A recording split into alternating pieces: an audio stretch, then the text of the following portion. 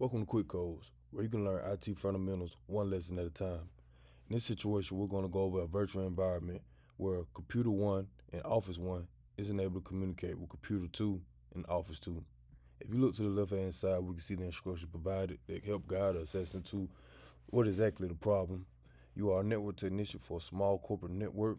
The employee in Office 1 says they can't communicate with the computer in Office 2 and has asked that you come to their office to fix the problem. As you see, they provided a list of the computers, the locations, as well as the IP addresses to make things simpler and easier. They also went further to giving us tips as to how we can find out what the problem is, diagnose the problem, and have it resolved in an effective way. By using the ping utility, by looking at the physical network activity lights, by using the network and internet status page found in the Windows 10 or Windows Server 2019 settings app, and more.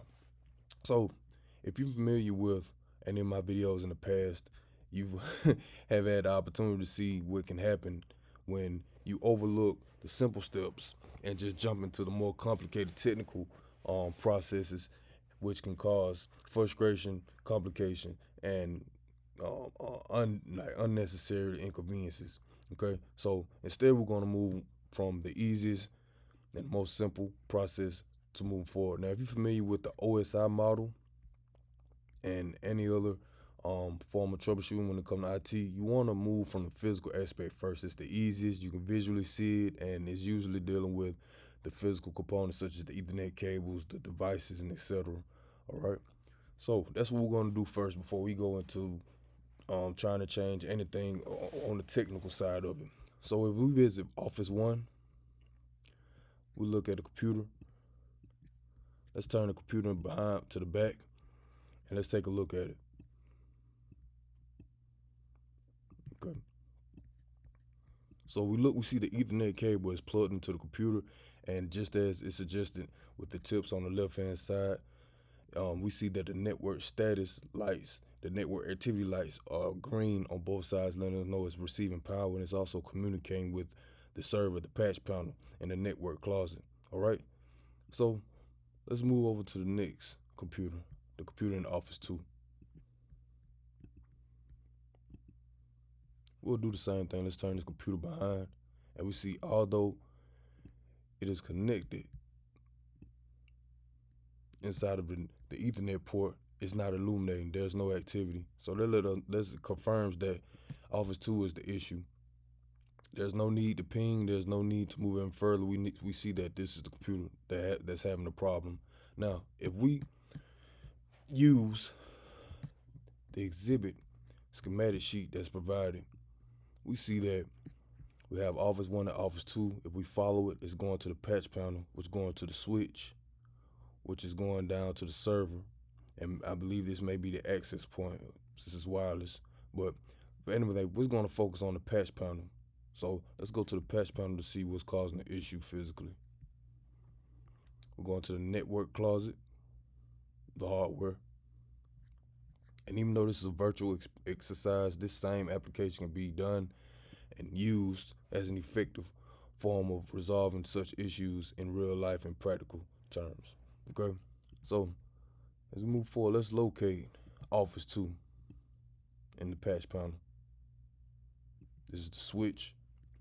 Let's look further down to the patch panel. We see Office 2 is using the same Ethernet cable. Let's see where the other end goes, which is here. Looks like port number 4, patch port number 4, and it's not illuminated for some reason. Oh, that's not patch panel, excuse me, inside the switch. And the switch isn't illuminating in the port for some reason. So, like we said, we want to first move with the most easiest and most effective steps first before we move into any of the technical aspects, all right? We're going to just simply see if this cable ain't good or see if there's anything wrong with the device itself by swapping out this cable, okay? So let's click on Office 2. We're going to remove this cable, and we're going to replace it with one that we know that's working. Cat 6A cable, RJ45. We're going to replace the cable. And now that we plug this cable from the patch panel into the switch, we see that it's now illuminated, letting us know that there was something wrong with the cable the whole time, skipping from having to do any further diagnosis, further troubleshooting. All right? Nice and simple and easy. But to confirm that everything is working well, that this was actually the issue, we're going to go back to Office 2 computer. We're going to do a physical look, and we see that what was once before showing no activity is now showing activity in the Ethernet port.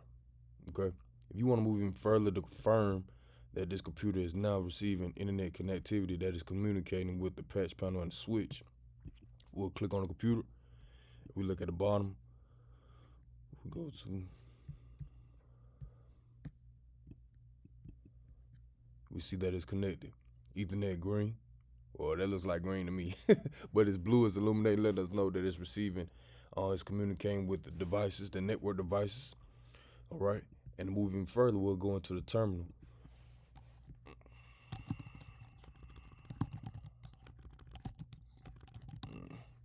I'm gonna run it as an administrator.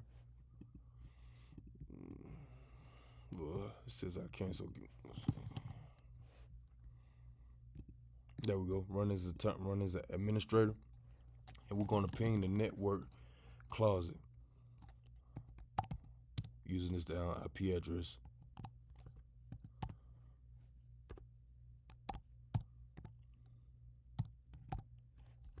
That's it. All right.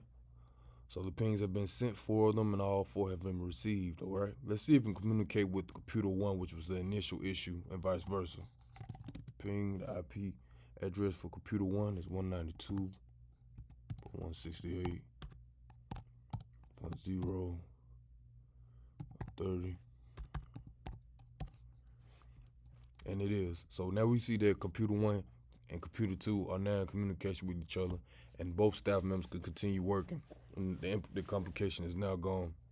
Once again, I thank you for watching the videos. I thank you for following the YouTube channel. Please like, share, and subscribe. Continue learning. And once again, I appreciate you. Have a good one.